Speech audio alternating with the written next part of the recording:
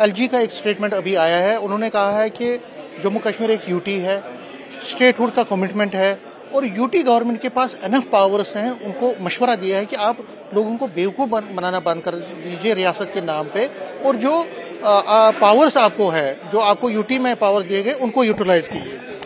देखिए, मैं गवर्नर साहब ने क्या कहा है उसके ऊपर तो मैं रिएक्ट नहीं करना चाहता हूं, लेकिन हाँ, जहां तक एक इलेक्टेड गवर्नमेंट है, हम समझते हैं कि उनके पास लॉ एंड ऑर्डर या जो होम डिपार्टमेंट है उसके इख्तियार उनके पास नहीं है, उनकी पावर्स उनके पास नहीं है, बट उसको छोड़कर उनके पास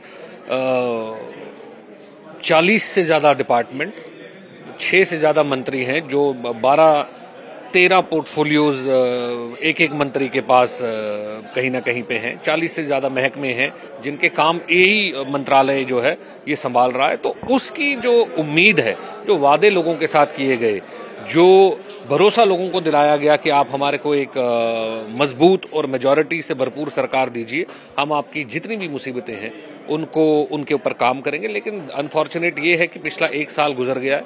1 साल के अंदर आप जो वादे किए गए, मुझे नहीं नजर आता है ग्राउंड के ऊपर कि किसी के ऊपर भी कहीं कोई काम हुआ हो। आप बेसिक चीजें देख लीजिए।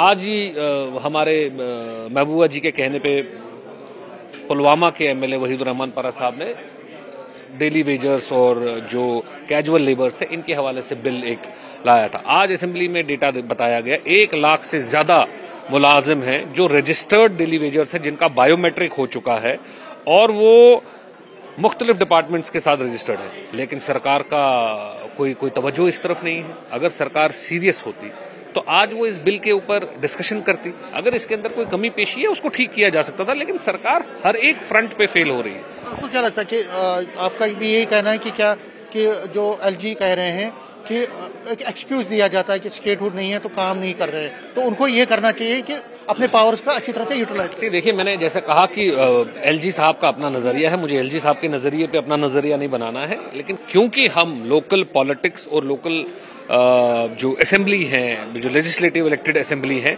अनइलेक्टेड लोगों का नजरिए से मुझे कोई मतलब नहीं है।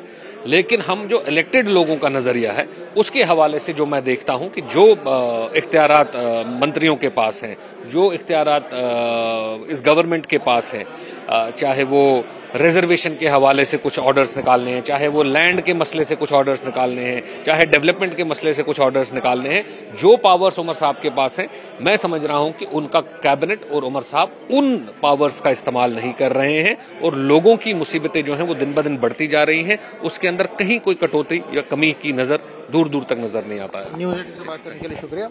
कैमरामैन साहिबा के साथ में समीर भट्ट, न्यूज़ 18 जम्मू।